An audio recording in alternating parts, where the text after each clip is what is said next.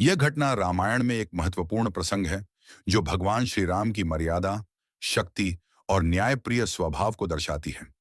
यह प्रसंग उनके वनवास के समय का है, जब वे माता सीता और लक्ष्मण के साथ जंगल में निवास कर रहे थे। एक दिन माता सीता विश्राम कर रही थीं। उसी समय इंद्रदेव का पुत्र जयंत कौवे का रूप धारण करके वहां आया। वह कौवा माता सीता के पास बैठ गया और बार बार अपनी चोंच से उन्हें परेशान करने लगा।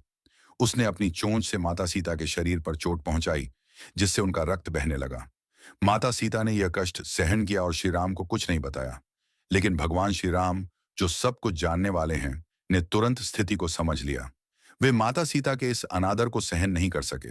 श्री राम ने अपने पास पड़े एक तिनके को उठाया और अपने ब्रह्मास्त्र के प्रभाव से उसे एक अचूक शस्त्र बना दिया। उन्होंने उस तिनके को कौवे की ओर छोड़ा। ब्रह्मास्त्र से बच पाना असंभव था और जयंत भयभीत होकर अपने प्राण बचाने के लिए तीनों लोकों में भागने लगा। वह स्वर्ग, पाताल और पृथ्वी सभी जगह गया, लेकिन उसे कहीं भी शरण नहीं मिली। अंत में अपनी जान बचाने के लिए वह भगवान श्री राम के पास लौट आया और उनके चरणों में गिरकर क्षमा याचना की। जयंत ने अपनी भूल स्वीकार की और श्री राम से अपनी जान की भीख मांगी। भगवान श्री राम, जो दयालु और क्षमाशील हैं, ने उसे जीवन दान दिया, लेकिन उसकी अनुशासनहीनता और माता सीता को चोट पहुंचाने के लिए उसे दंड स्वरूप उसकी एक आंख को फोड़ दिया।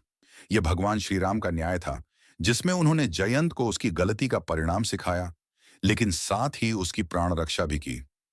यह प्रसंग हमें यह सिखाता है कि भगवान श्री राम केवल मर्यादा पुरुषोत्तम ही नहीं, बल्कि न्याय के प्रतीक भी हैं। उनके दंड में भी दया और सीख छिपी होती है।